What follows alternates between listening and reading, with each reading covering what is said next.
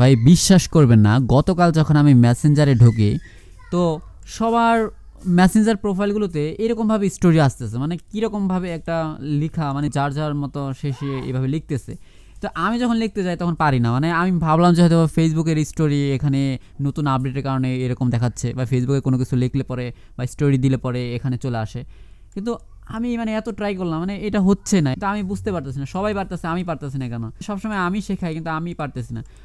পরবর্তীতে দেখলাম যে আসলে এটা মেসেঞ্জারে একদম নতুন একটা আপডেট, যেটা নাকি গতকালই লঞ্চ হয়েছে। সেই আপডেটটা অনেকেই জানে না। আমি আজকে সেই আপডেটটা নিয়ে অনেক রিসার্চ করে দেখলাম। যে আপডেটটার নাম দেওয়া হয়েছে যে মেসেঞ্জার নোট।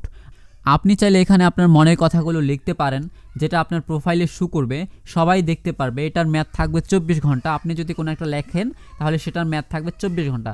সো এই যে এখানে দেখুন যে কেউ লেখছে ক্রেজি, যে যা পারতেছে তাই লিখতেছে, মানে আমি দেখে অবাক হইতেছে যে এইগুলো কীভাবে আসে এখানে।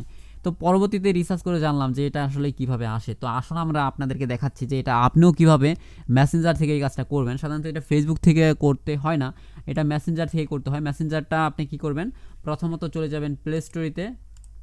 এরপর প্লে স্টোরিতে আসার পর মেসেঞ্জার অ্যাপটাকে আপডেট করে নেবেন। লেটেস্ট আপডেট করে নেওয়ার পর দেন এটাকে অন করবেন। ওপেন করার পরে এখানে দেখবেন যে একটা প্লাস আইকন আছে, এটার নাম হলো মেসেঞ্জার নোট। তো এই প্লাস আইকনে ক্লিক করবেন। এখানে লেখা থাকবে শেয়ার এ থট। তো এখানে এটা লেখা থাকার পর আপনি কি করবেন, এখানে যা খুশি তাই লিখতে পারবেন।